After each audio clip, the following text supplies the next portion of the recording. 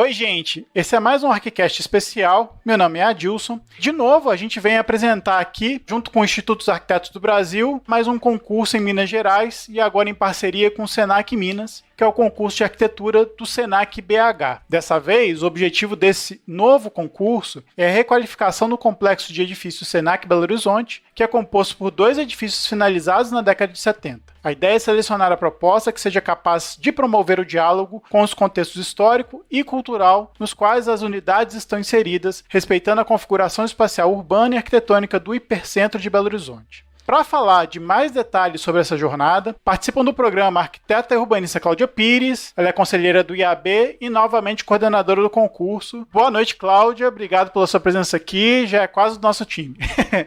Ei, Adilson, Lili, Rafa, boa noite, prazer estar aqui de novo com vocês, participando desse ArchiCast. Também está com a gente, representando o IAB, a arquiteta Thaís Mascarenhas. Boa noite, Thaís. Obrigado pela sua presença aqui. Prazer estar aqui junto com vocês, divulgando mais um concurso, né?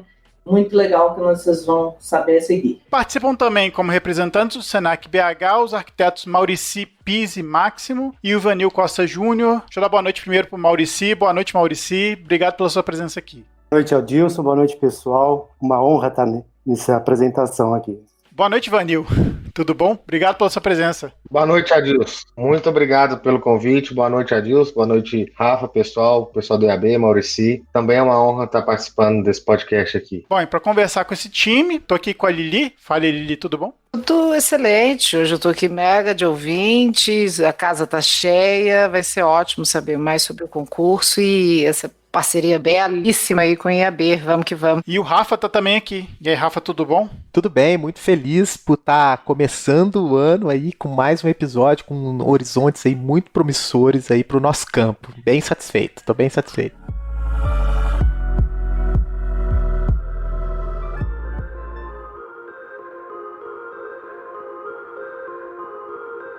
Acho que a gente podia começar, como sempre, explicando como é que é a organização desse concurso, as relações institucionais que a gente tem sobre mais um concurso que o IAB está realizando. E vou deixar a Cláudia abrir para falar um pouquinho da realização de mais um concurso, né, Cláudia? Muito feliz por estar aqui de novo, né? Conversando sobre esse concurso de arquitetura, que é um concurso muito importante porque inaugura uma nova era de concursos públicos de arquitetura dentro de Belo Horizonte. O último concurso que nós tivemos, o concurso de arquitetura para os projetos de arquitetura feito dentro de BH, foi para o Sebrae em 2008. Lá para cá, nós não fizemos nenhuma contratação de concurso público em Belo Horizonte em que se pese muitas tratativas que o IAB fez com vários órgãos públicos, mas prevalecia aquela máxima de que a contratação de projeto pode ser feita através de menor preço. As contratações do poder público estavam muito voltadas, focadas para não se perder tempo, né, com a qualidade do projeto. E, de certa forma, os últimos 5 anos mostraram que essa prática da contratação de projeto por menor preço não resulta em obras de qualidade. E aí, nesse meio tempo, nós tivemos aí a grata surpresa do Senac discutir essa questão do concurso com o IAB e, finalmente, a gente conseguiu fechar essa contratação e lançar no dia 8 de dezembro, o concurso público nacional de projetos de arquitetura, em 2 fases, vai premiar Belo Horizonte, eu tenho certeza disso, com uma proposta especialíssima, uma solução arquitetônica maravilhosa, uma mobilização da categoria profissional em torno disso, para a escolha aí desse projeto que vai requalificar o Centro Histórico de Belo Horizonte e, ao mesmo tempo, também cumprir o objetivo do Senac, que é fazer com que os 2 blocos de edifícios existentes no Centro Histórico de Belo Horizonte tenham uma intervenção arquitetônica à altura da qualidade e dos objetivos estratégicos do Senac Minas. É um prazer para a gente isso acontecer nesse momento e um momento muito especial porque nós acabamos de fazer o concurso da Fábrica Mascarenhas aí em Juiz de Fora, né? E agora a gente parte para iniciar o ano de 2021 com essa boa nova. Então eu estou muito feliz. Tá aqui Maurici e Vanil, que foram fundamentais para essa discussão, né? Eu e Thaís aí trabalhamos muito essa questão dentro do IAB e a gente acredita que a gente está trazendo um processo muito interessante aí de escolha em 2 etapas agora, né? Para essa empreitada do SENAC aí, que eu acredito vai ser muito bem sucedida. E Thaís, conta um pouquinho da sua experiência na organização desse concurso. Boa noite, então, Adilson. Boa noite a todos. Essa vai ser a primeira vez que eu acompanho junto do IAB, coordenação, né? Eu sou adjunta da Cláudia, fazendo um trabalho muito cuidadoso, né? A gente teve aí um ano de pandemia em que muitas coisas ficaram suspensas e foi possível a gente trabalhar junto do SENAC, Ivanildo e Maurici, junto toda a equipe do SENAC. Todos os cuidados, né? Na elaboração do termo de referência, do edital e de até viabilizar, né, todas as questões relacionadas ao lançamento do concurso. Está sendo uma experiência incrível para mim, porque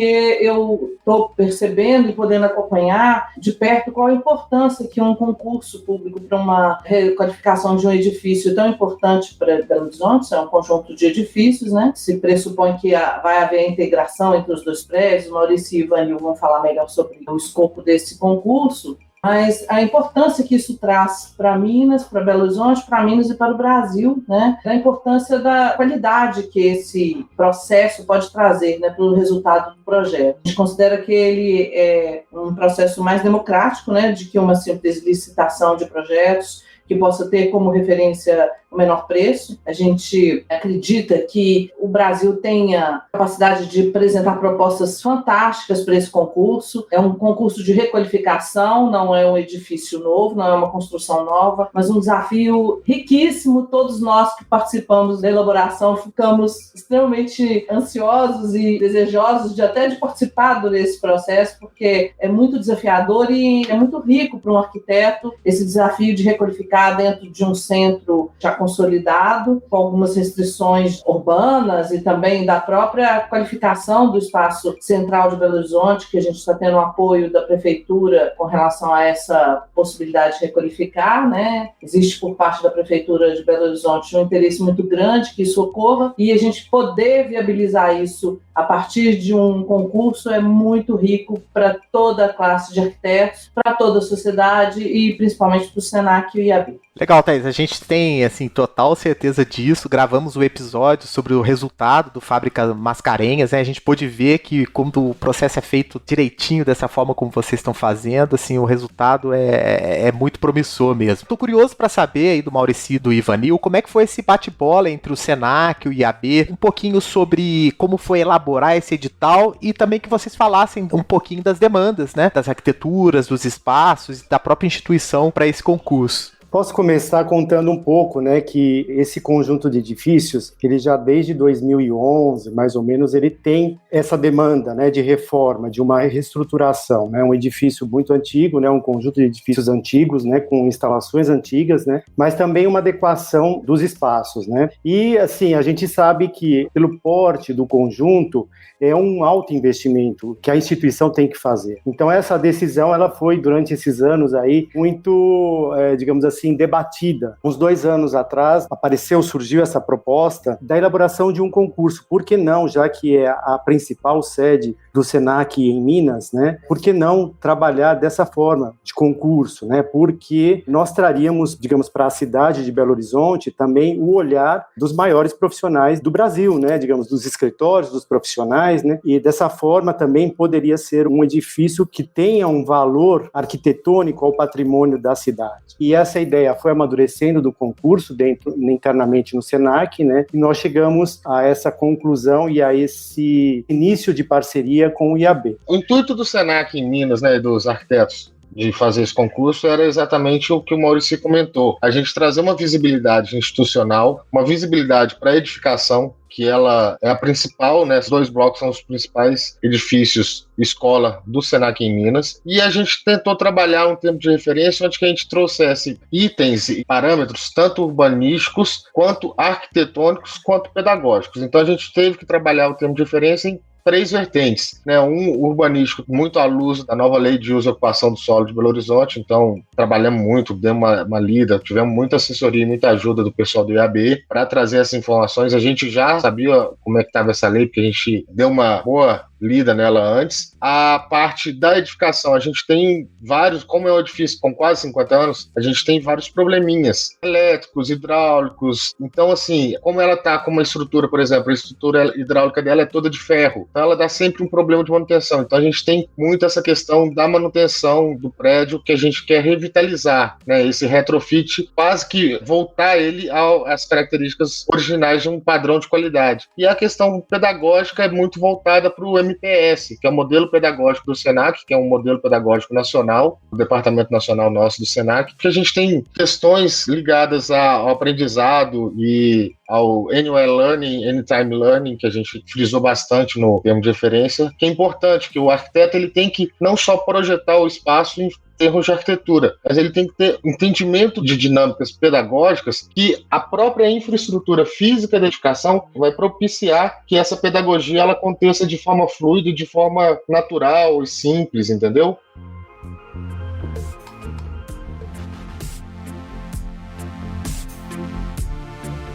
Em termos de referência, está super instrutivo, de fato. É um projeto difícil porque ele envolve uma complexidade, não é nem programática, mas a compreensão, na verdade, dos objetivos do edifício, da atualização do uso, né? Que envolve isso que você está falando, não é meramente caber ali dentro, né? É compreender as dinâmicas do SENAC, né? Assim, os objetivos sociais e pedagógicos do SENAC, que eu acho que é um aprendizado por si só, né? Então, eu acho que tem muita questão também da valorização da instituição. Eu acho que a gente podia falar um pouquinho sobre isso também, né? O papel da instituição nesse cenário. Claro, aqui a gente está sempre, né, pensando na oportunidade, né, do concurso de arquitetura, né, do retrofit de 2 edifícios importantíssimos. Não é em qualquer lugar, é no centro da capital, né, de Minas Gerais, e ele é pertinente a um plano diretor. Então, acho que assim, há uma série de questões super coerentes que estão muito bem amarradas. Mas acho que é importante essa questão de frisar também para quem é, né, qual é a instituição. E isso está super bem amarrado no termo. Falar um pouquinho também para a gente dessa parceria com o IAB no desenvolvimento desse termo de referência, assim, né? Você comentou um pouco, né, sobre os arquitetos do IAB também trabalharem juntos na compreensão de até que ponto envolve um diagnóstico urbano para se pensar a inserção de um edifício como esse. Foi quanto tempo de maturação da ideia e de debate para gerar o termo de referência, por curiosidade? Acredito que a gente começou em maio, né? E a pandemia nos ajudou muito nesse sentido, né? Porque nós pudemos, assim, ter uma discussão. Acho que isso foi uma descoberta para todos os profissionais, né, desses canais, né, dessa vida virtual, e que ela não barrou esse processo de elaboração desse material. Foi uma conexão muito fluida, né, com o IAB. A toda hora a gente estava trabalhando juntos, né, nas ideias. A construção foi realmente assim em parceria. Eu acredito que a nossa experiência também, para mim, para o Ivanil, eu acredito, foi muito boa, né, muito relevante na construção desse material. É uma obra complexa, né, como a Lilica falou, um grande desafio. São 2 edifícios antigos, com quase 50 anos, como o Ivanil falou, e eles têm características diferentes na configuração. E hoje, eles não se conversam, digamos assim, não tem uma ligação fluida entre eles. Eles estão um ao lado do outro e os únicos pontos de interligação dos 2 blocos é ou pelo térreo de um deles com o subsolo do outro, né, praticamente, e no terceiro andar, onde é a área de gastronomia. Os demais andares não têm ligação entre os 2 blocos, né? E além disso, eles têm pé direito variado entre eles e com desníveis variados. Então tem um desafio bacana aí para quem quiser entrar nessa jogada. E além disso, a gente tem todo um material. A instituição está fazendo 74 anos, né, esse ano. Imagina, no Brasil inteiro ela está. Nós temos um departamento nacional, né, que organiza também um pouco os cursos, né? Mas nós temos também os nossos espaços pedagógicos, porque não são simplesmente as salas de aulas convencionais, né? Tem os laboratórios, porque são cursos de aprendizagem. O Ivanil pode falar um pouco melhor disso daí, porque ele trabalhou bastante, né, no desenvolvimento de cada um desses ambientes pedagógicos, que todo esse material faz parte aí da composição da base do concurso. Então a extensão de material que tem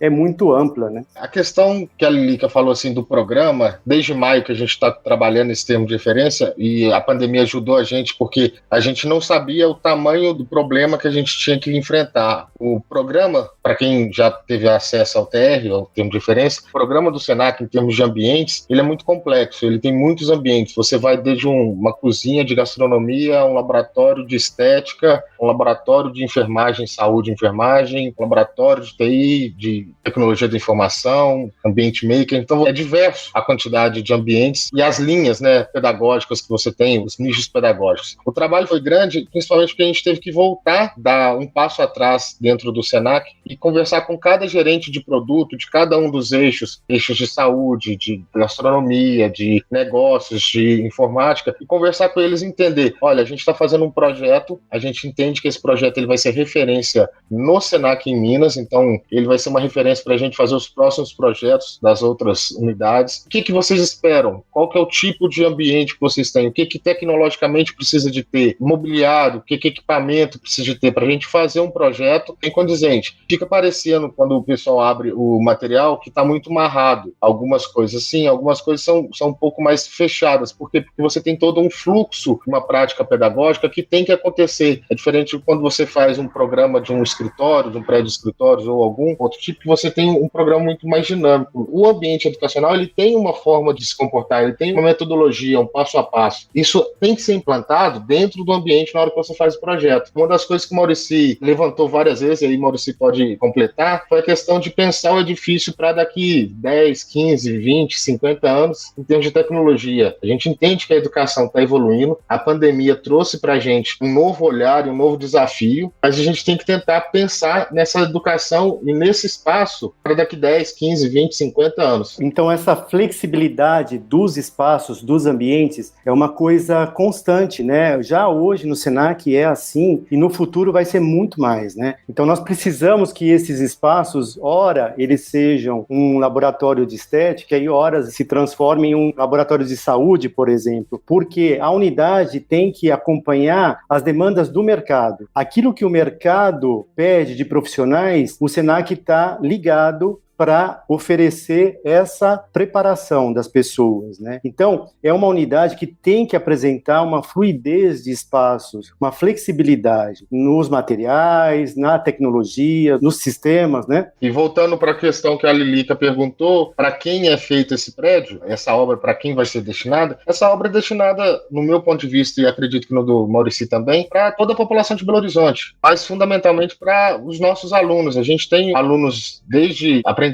comercial, jovem aprendiz, até MBA, pós-graduação. Então, assim, é um público muito diverso. A gente tem um lado social que o Senac atende, com o programa Senac de Gratuidade, PSG, onde você atende pessoas de baixa renda, carentes, que às vezes não têm acesso tão fácil a uma educação de qualidade, mas a gente também tem pessoas que vão lá e fazem uma pós-graduação, um MBA de gestão ou de outras na parte de gastronomia. Então, é um equipamento urbano para a cidade de Belo Horizonte. É muito interessante vocês falando isso, seu fechamento é interessante, entendendo todo esse complexo como um grande equipamento urbano, né? Porque tem muitas questões aí que são próprias da cidade, né? Essa dinâmica, essa possibilidade de mutação e transformação dos espaços, mas que tem que estar, de certa forma, rígida ali dentro da arquitetura e, sobretudo, além desse desafio funcional, tem também o desafio estrutural, né? Parece que as edificações têm algumas patologias, tem essa questão dos desníveis. Acredito que vai ser um grande desafio aí para os concorrentes, né? Vocês já visualizaram alguma questão relacionada a isso? Que eu acredito que talvez vai ser um dos principais desafios do projeto, né? Compatibilizar essa questão rígida da estrutura e da própria natureza dessa arquitetura com esse desejo por um espaço tão mutável e flexível, assim. O que vocês imaginam como os projetos vão seguir, assim? Antes de lançar o concurso, eu me preocupei também, eu falei, mas é um grande desafio, será que tem solução? Então eu fui lá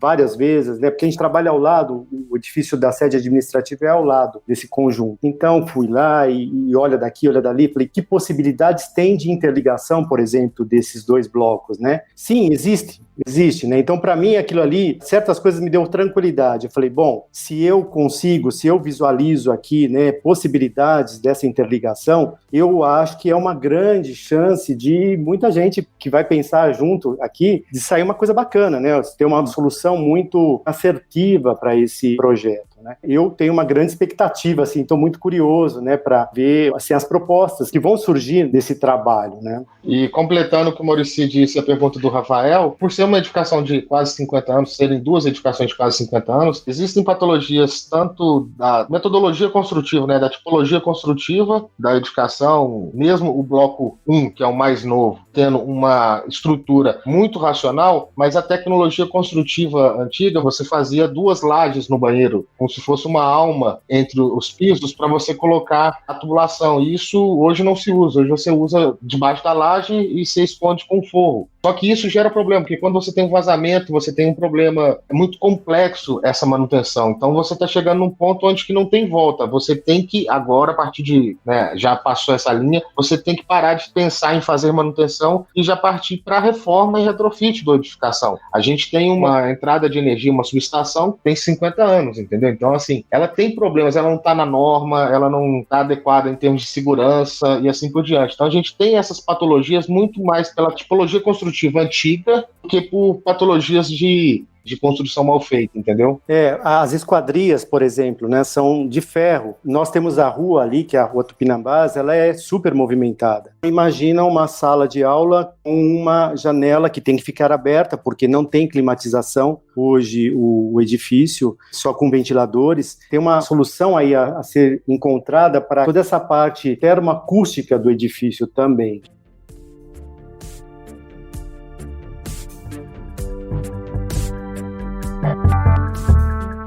A gente falou bastante aqui das considerações do edifício. Acho que podia esclarecer para quem está ouvindo, né? A gente está lançando esse episódio em janeiro. Acho que podia falar do cronograma do concurso em si, né? Pelo histórico aí colocado, quanto Maurício, em relação ao concurso, já perceberam que ele tem um nível de complexidade muito grande. Ele exige também que os participantes trabalhem essa questão do entendimento de que o projeto final ele tem que caber no conta de viabilidade também. Análogo ao que aconteceu no Sebrae em 2008, e foi extremamente exitoso, nós trabalhamos com a possibilidade de fazer esse concurso em 2 etapas, justamente para depurar o processo de escolha e fazer com que o projeto final, o vencedor, né, o classificado aí, o finalista classificado em primeiro lugar, ele pudesse passar por esse crivo relacionado não só ao anteprojeto, mas uma etapa já que se assemelhasse ao estudo preliminar que vai ser objeto aí do desenvolvimento do projeto executivo. A preocupação nisso aí é justamente atrelar a boa solução ao nível de complexidade que já foi falado tanto por Maurício quanto por Ivanil, e ao mesmo tempo dar tempo aí para 3 finalistas, né, poderem apurar mais esse projeto e mostrar para os jurados, tanto para os jurados quanto para um consultor de viabilidade técnica, uma pessoa altamente experimentada aí nessa área, no caso aí para a gente é o arquiteto João de Paula Lima, toda a proposta, o programa enfrentado e toda a solução encontrada aí pelas equipes concorrentes. Então, eles vão passar por uma banca, né, uma banca inicial, que é o corpo de jurados, e logo a seguir para uma banca final, que é a banca de depuração desse projeto de arquitetura. A gente usou isso no curso do Sebrae, isso foi muito legal porque deu condição das 3 equipes finalistas apresentarem realmente um projeto que, de fato, a equipe que ganhou era liderada pelo Andreone Prudêncio, lá do Rio Grande do Sul, e o projeto construído na Barão Homem de Melo, ele é exatamente aquilo que foi discutido na banca com o corpo de jurados, ou seja, não houve muita variação daquilo que se propunha em termos de projeto no início e depois, com a aprovação na prefeitura, com todas as condicionantes que vêm a reboque do licenciamento, isso foi equacionado de uma forma muito tranquila pela equipe vencedora. Então, nós achamos que esse modelo ele se encaixava melhor no modelo do SENAC, até por conta dessa discussão que a gente está fazendo aí em relação ao retrofit, né? Não é um concurso de obra nova, né? É um concurso de um edifício que existe, um edifício que já cumpriu o seu ciclo de vida útil, que está ligado à escola. Ainda bem que eu e Thaís, aí nesse caso, nós somos professoras, né? né? Já passamos por essa questão da discussão do que é um projeto pedagógico atrelado a um espaço educacional, e isso traz também muita segurança para entender qual que é o resultado final que o SENAC desejaria. Em termos de cronograma, nós publicamos o edital dia 8 de dezembro e as inscrições vão até dia 2 de fevereiro. Nós também estamos programando aí ao longo de todo o mês de janeiro as visitas técnicas aos 2 blocos, para que as equipes que desejem visitar o edifício possam se apropriar do espaço e fazerem também assim, uso desse momento para tirar dúvidas em loco, né, em relação ao edifício em si, né? Isso vai ser feito ao longo de todo o mês de janeiro, encerramento das inscrições até dia 2 de fevereiro, e nós temos depois o envio das propostas até dia 18 de fevereiro, né? As visitas técnicas também, elas chegam ao final, no início de fevereiro. Depois nós temos aí o julgamento que vai coincidir aí com a época do carnaval, né? E logo a seguir a gente tem a segunda etapa do concurso, que vai se iniciar a partir do dia 18 de março. Então, esse tempo também aí entre o julgamento, os recursos, a divulgação dos recursos, né? O início da segunda etapa, dá um fôlego aí para as equipes finalistas, para que eles possam se preparar também para essa banca final. Durante todo o processo de desenvolvimento dessa banca final, eles terão aí um assessoramento do consultor técnico, vai ficar à disposição para tirar dúvidas também sobre as consultas, né? Responder às consultas também dos finalistas, para que haja também um bom entendimento do que é o programa de necessidades que a gente colocou no termo de referência. Eu queria até dar um aviso aqui para as pessoas, porque o termo de referência ele está muito bem elaborado, existe um número muito grande de anexos ao edital também, né, além do termo de referência. Então, a gente pede também para que equipes se inscrevam com antecedência,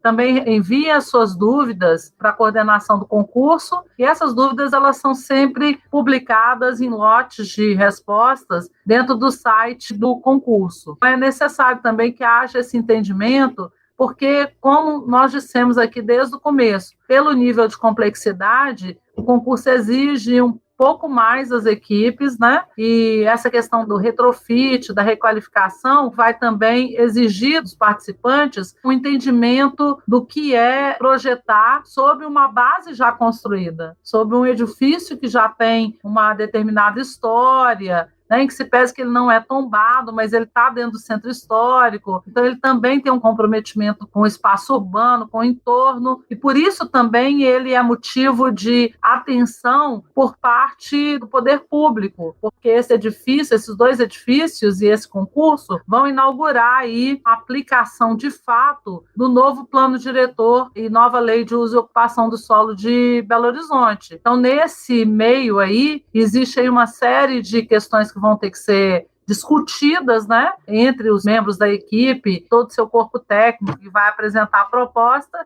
e logo a seguir também a partir da escolha do projeto que vai melhor representar os anseios do SENAC na perspectiva de resolver seus problemas, que são muitos, né? Como o Maurício falou lá, uma escola sem integração, né, entre edifícios, se constitui um problema, e um problema sério a ser resolvido, e a gente está muito curioso, assim, e ansioso também para saber como que os participantes aí vão solucionar esse aparente enigma, né, Maurício e Vanil? Como que eles vão trabalhar essa questão aí do ponto de vista da solução arquitetônica mais adequada, ajustada aos custos-benefícios, que também é uma prerrogativa do concurso exigida pelo contratante, que é o SENAC. A gente tem uma particularidade também na premiação, né? Vocês podem falar um pouquinho, Thaís, de repente? Nosso concurso ele vai ser desenvolvido em 2 etapas. A gente tem uma premiação a nível de prolabore, né, na primeira etapa para os 3 finalistas, né? Eles não são classificados, não existe primeiro, segundo ou terceiro lugar, são 3 finalistas. Provavelmente a gente terá algumas menções honrosas, isso é definido pela comissão julgadora. Ao final do concurso, o primeiro colocado terá terá sua premiação, somada ao prêmio que ele receberá a título de pro labore na primeira etapa. O segundo e o terceiro lugar também terão suas premiações. O prêmio do primeiro colocado, ele terá direito ao contrato, né? Será executado o contrato junto ao SENAC para a execução dos projetos executivos completos, e essa premiação faz parte dessa remuneração feita através do contrato. De qualquer forma, são prêmios interessantes. Mais interessante ainda é o próprio contrato, um contrato muito completo. A gente tentou cobrir todas as possibilidades de projetos executivos que possam trazer conforto ambiental, que possam trazer sustentabilidade, que possam trazer inovação para o prédio, e também estamos abertos aí, o contrato prevê a inclusão de qualquer outro sistema que possa vir a ser sugerido pelo concorrente. O que a gente acha muito importante e que trouxe uma riqueza muito grande para esse concurso é o fato dele, inclusive por ser em 2 etapas, dele permitir ao arquiteto não só trazer uma solução arquitetônica para o edifício, mas que contemple todas as soluções que surgem a partir da arquitetura. Então, isso traz uma riqueza muito grande para o exercício do arquiteto, ele compreender que esse desafio do projeto, ele envolve não simplesmente soluções espaciais, estéticas, volumétricas, mas inclusive de sistemas construtivos, né, que envolvam alguns acréscimos que possam vir a ser necessários para resolver problemas técnicos de saída de emergência, entre outros. Também a questão da legislação urbana faz parte do concurso, que essa proposta seja passível de ser regularizável, né? Inclusive o contrato prevê como um dos itens a regularização dos 2 edifícios, e a gente acredita que a possibilidade de interesse de tantos arquitetos que estejam iniciando, que formem equipes, né, multidisciplinares, vai trazer uma riqueza muito grande para o exercício do arquiteto enquanto criador e responsável pela concepção de um projeto que vá até a sua execução completa.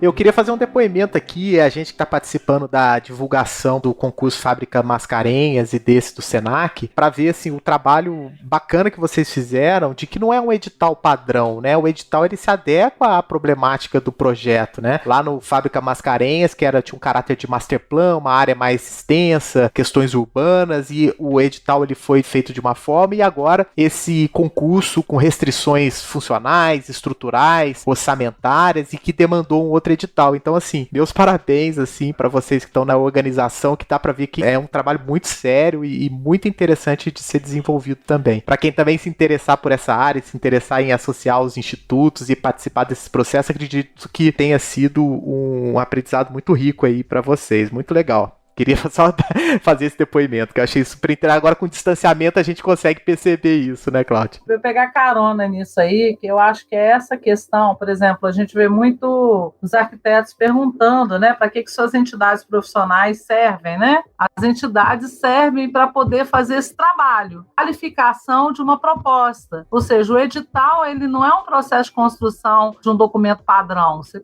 falou assim, tudo. Ele, na verdade, ele é um entendimento, uma apropriação daquilo que o cliente, que o contratante traz para a gente de demanda. E a gente vai se organizando em torno disso. Tanto na Fábrica Mascarenhas, que é o último agora, eu tive a oportunidade de coordenar, quanto nesse, o problema é olhado de forma especial. A necessidade do cliente é colocada e a gente coloca dentro dessa necessidade também aquilo que é a bandeira consolidada no IAB ao longo aí desses 100 anos, né? A gente está na beirinha aí do centenário do IAB em janeiro.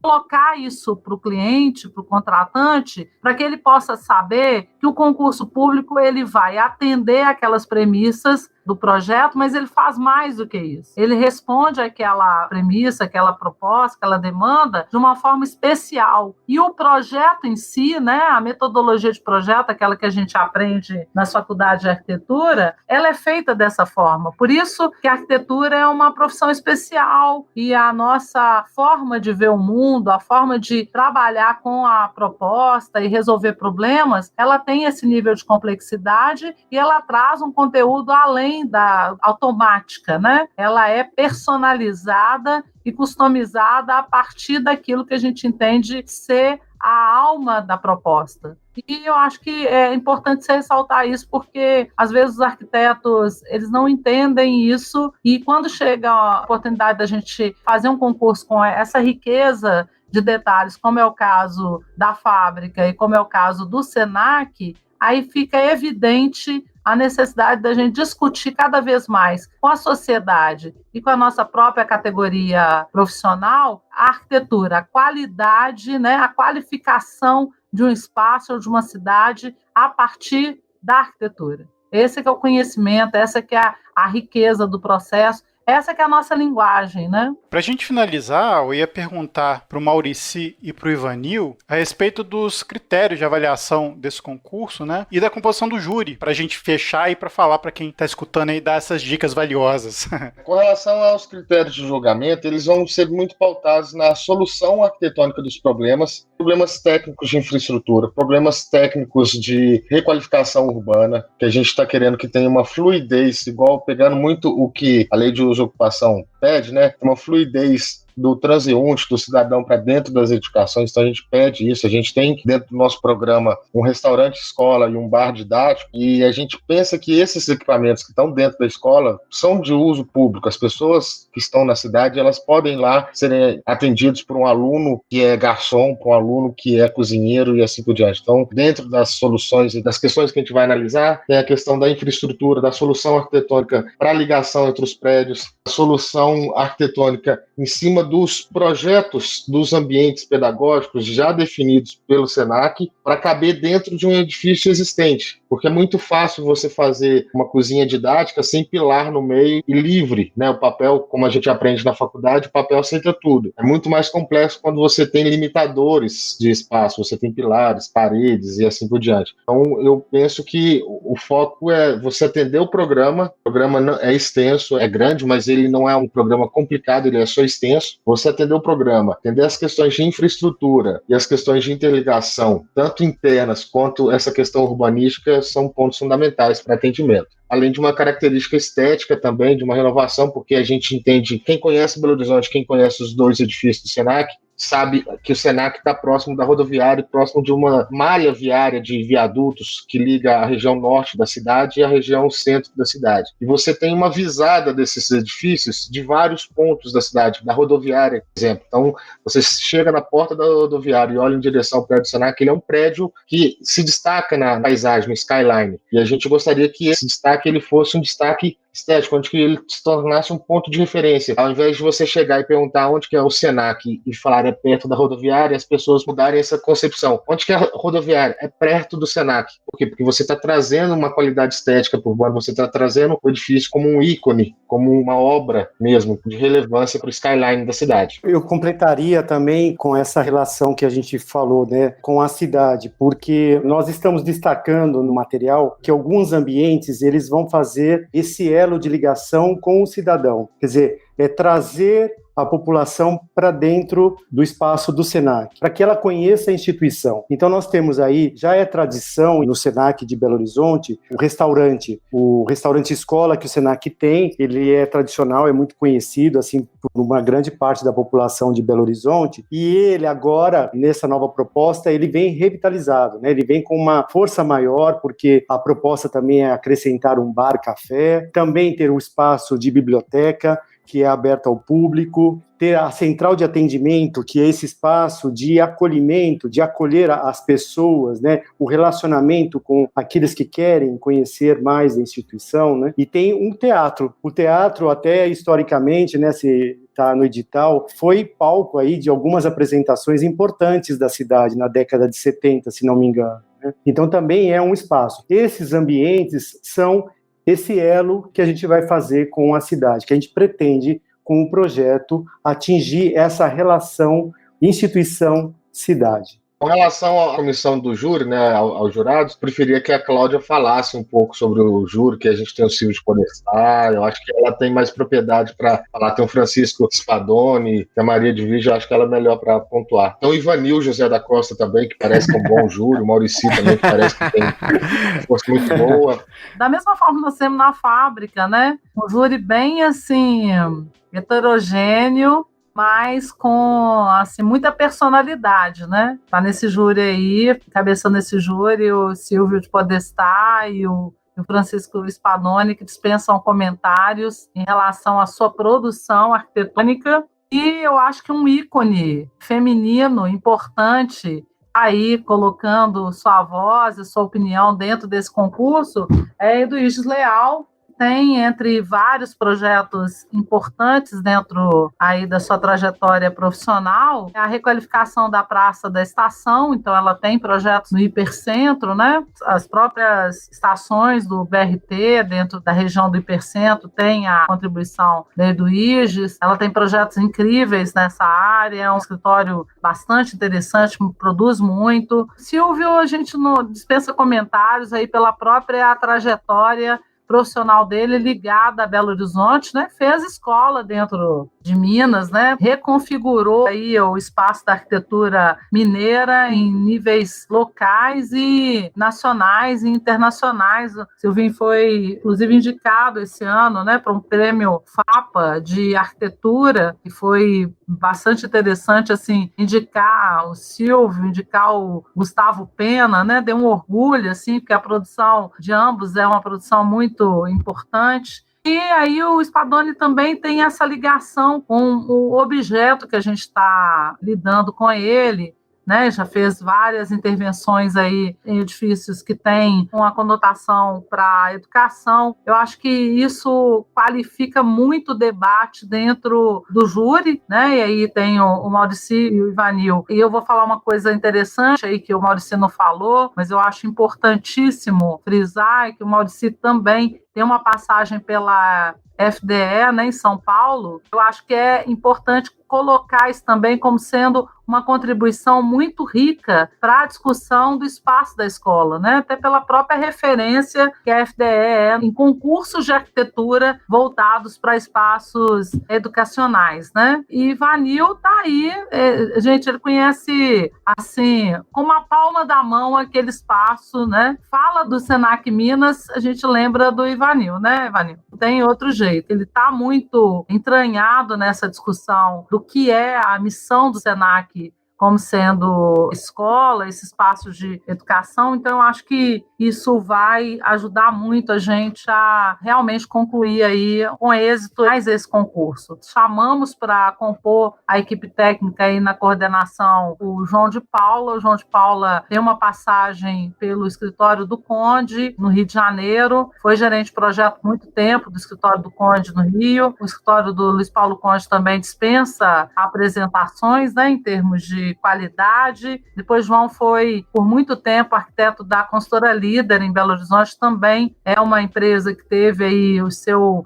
momento, o seu apogeu dentro da produção imobiliária, ou seja, nós estamos discutindo aí o público-privado dentro desse conceito de intervenção e requalificação, utilizando aí profissionais que têm um engajamento com a prática do projeto muito grande, e a qualidade do que eles produzem é inegável, né? Essa é a nossa contribuição aí como entidade. Ter essas pessoas como corpo de jurados do IAB é uma honra. E a gente tem lá as suplências do projeto, a gente chamou a Paula Bali, que é uma professora, uma teórica de arquitetura, pessoa que tem uma produção também arquitetônica incrível, e o Luiz Mauro Passos, que também nos ajudou muito a compor o termo de referência. Está sendo tão elogiado aí por vocês hoje. O Luiz tem um livro sobre os edifícios verticais de Belo Horizonte, principalmente aqueles ligados aos edifícios de apartamento, né? Que conta toda a trajetória da construção, como dizia a Alicia Pena, né? Do espaço infiel do Centro Histórico de Belo Horizonte, porque já mudou tanto, né? Uma cidade centenária que mudou com tanta rapidez a sua paisagem cultural. O Luiz fala muito bem disso. Eu acho que vai ser uma contribuição muito grande também essa intervenção dele no termo de referência que foi produzido. Então, esse é o corpo de jurados aí, altamente qualificado, né? Então, todas as equipes aí tenham certeza que o IAB preza muito isso, né? Fazer com que os concursos tenham essas bancas qualificadas para poder produzir realmente o debate, bom debate da arquitetura, né? O debate fundo da arquitetura, os conceitos que são caros ao projeto, para configurar a escolha do projeto, a constituição desse edital e desse termo de referência, se consolidar no concreto, que é esse projeto aí, que represente o desejo do SENAC em inovar nessa contratação por concurso público, né? Falo por inovação porque a gente tem um hiato muito grande de escolhas de projeto por concurso público em Belo Horizonte e em Minas Gerais. Uma pena isso. Eu acho que o SENAC ajuda ao IAB nesse momento e a toda a categoria profissional, né, reacender a chama e a necessidade de se fazer mais e mais concursos públicos de projeto para que haja realmente o entendimento de que projeto é ferramenta de tomada de decisão, né? É um conhecimento que exige uma decantação de experiências, e essa experiência ela aí está consolidada tanto na construção de um bom termo de referência, consolidado aí na interpretação da demanda colocada pelo cliente, como também depois com a interpretação das propostas e o julgamento daquilo que mais se aproxima do que é importante para o SENAC nesse momento.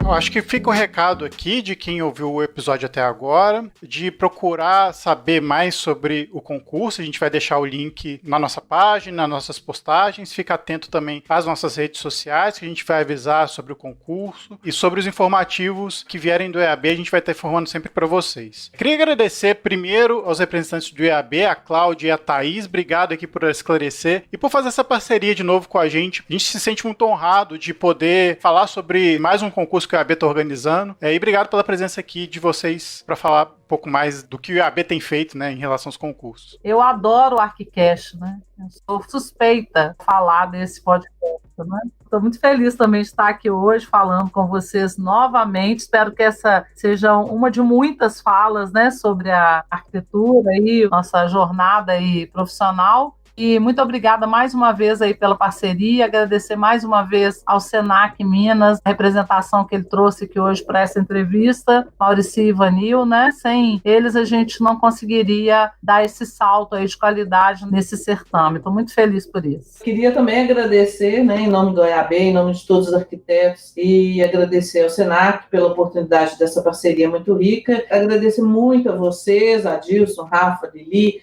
a ArchiCast, porque ser um canal, né, de conexão entre os arquitetos e as promoções de ações que possam valorizar a nossa atuação profissional é muito bacana. O alcance que o ArchiCast tem é feliz para todos nós, né, e a gente acredita que seja uma forma de divulgar não só concursos, como também a boa prática da arquitetura, seja um canal de discussão daquilo que faça engrandecer cada vez mais essa profissão tão complexa e tão rica. Acho que vai ser muito promissor para todos nós. Agradecer também ao Maurício e ao Ivanil pela aula que a gente teve aqui de SENAC, né, do projeto inteiro, né? Obrigado a vocês dois. Eu agradeço o convite, né? A gente batalhou bastante durante esse ano para trazer esse termo de referência aí, bem completo. É um projeto desafiador para vocês e para a gente. Esperamos que seja um sucesso. A gente já está vendo, está sendo bem recebido pelo pessoal. E vamos aguardar aí as propostas. Vamos torcer para vir propostas muito boas, muito inovadoras e de bastante caráter, assim, bastante peso de arquitetura, uma arquitetura boa, inovadora, inteligente, sustentável, plural. Muito obrigado, viu, gente? Também queria agradecer a oportunidade, né, nessa divulgação, nesse apoio que vocês estão dando para a gente, né, uma grande coisa também para os profissionais, né, do Brasil, justamente nesse momento que a gente vive, né, uma crise, né, econômica, financeira, né, e também esse trabalho, né, esse SENAC, eu acredito que é um ponto de animação, né, de expectativa para um ano melhor, para um ano novo, né, melhor profissionalmente, né, então eu agradeço aí esse apoio na divulgação, esse espaço que vocês deram para a gente. Bom, Lili e Rafa, mais um, né? Mais um, obrigada pessoal, bom demais. Vamos inscrever e participar todo mundo. Isso aí, muito bom, muito feliz nessa transição aí de 2020 para 2021, participar dessa divulgação, que eu tenho certeza que esses dois concursos do Fábrica Mascarenhas e do Senac vão ser divisor de águas aí pro que vai vir pela frente, somado aos 100 anos do IAB, muita coisa boa por aí, muito pensamento positivo, que assim a gente vai pra frente bem. Isso aí. Então a gente volta na próxima segunda com mais episódio para vocês e até mais.